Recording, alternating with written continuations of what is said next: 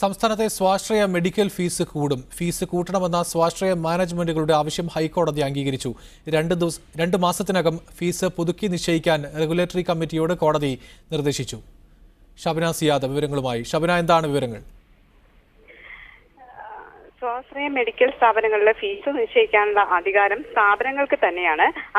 എന്നാൽ അതിനെ ഇത്തരത്തിലുള്ള കമ്മിറ്റികൾക്ക്, അതായത് ഫീസ് റെഗുലേറ്ററി കമ്മിറ്റികൾക്ക് നിയന്ത്രിക്കാം എന്നാണ് കോടതി വ്യക്തമാക്കിയിട്ടുള്ളത്.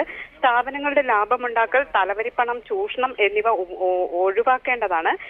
ഇത്തരത്തിലുള്ള നടപടികൾക്കായി വിദ്യാഭ്യാസ സ്ഥാപനങ്ങൾ കമ്മിറ്റിയുമായി സഹകരിക്കണം എന്നും ഉത്തരവിൽ പറയുന്നു. കമ്മിറ്റിയിലെ 2-3 അംഗങ്ങൾ ഉത്തരവിറക്കിയത്.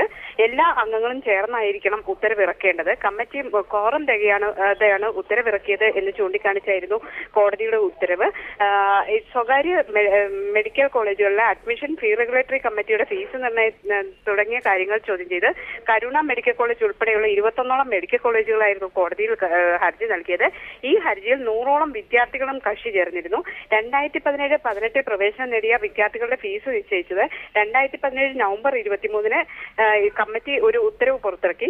ഇത് പ്രകാരം 2017-18 കാലയളവിൽ 4.85 ലക്ഷം മെഡിക്കൽ ഫീസും 2018-19 കാലയളവിൽ 5.45 ലക്ഷവും ഫീസ് നിശ്ചയിച്ചിരുന്നു.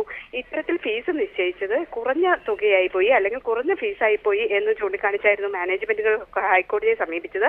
മാനേജ്മെന്റുകൾ പ്രധാനമായി ഉന്നയിച്ച വാദം, ഇപ്പോഴുള്ള ചിലവും മറ്റ് കാര്യങ്ങളും കണക്കിലെടുക്കുമ്പോൾ ഈ ചെറിയ ഫീസ് കൊണ്ട് ഇത്തരം സ്ഥാപനങ്ങൾ നടത്തിക്കൊണ്ടു പോകുന്നത് സാധ്യമല്ല എന്നതായിരുന്നു. മാനേജ്മെന്റുകളുടെ ആവശ്യം 11 ലക്ഷം മുതൽ 15 ലക്ഷം വരെ ഫീസ് ഉയർത്തണം എന്നതാണ്. എന്നാൽ കോടതി അത്തരത്തിലൊരു തുക നിശ്ചയിച്ചിട്ടില്ല. പകരം ഇപ്പോൾ രാജേന്ദ്ര ബാബു കമ്മീഷൻ ഫീസ് നിശ്ചയിച്ച നടപടി റദ്ദാക്കുകയും തുടർന്ന് 2 മാസത്തിനകം കമ്മീഷനോട് പുതിയ ഉത്തരവ് ഇറക്കാൻ നിർദ്ദേശിക്കുകയുമാണ് ചെയ്തിട്ടുള്ളത്. പ്രധാനമായും കോടതി ചൂണ്ടിക്കാണിച്ച സംസ്ഥാനത്തെ സ്വാശ്രയ മെഡിക്കൽ ഫീസ് കൂട്ടണമെന്ന സ്വാശ്രയ മാനേജ്മെന്റുകളുടെ ആവശ്യം ഹൈക്കോടതി അംഗീകരിച്ചിരിക്കുന്നു.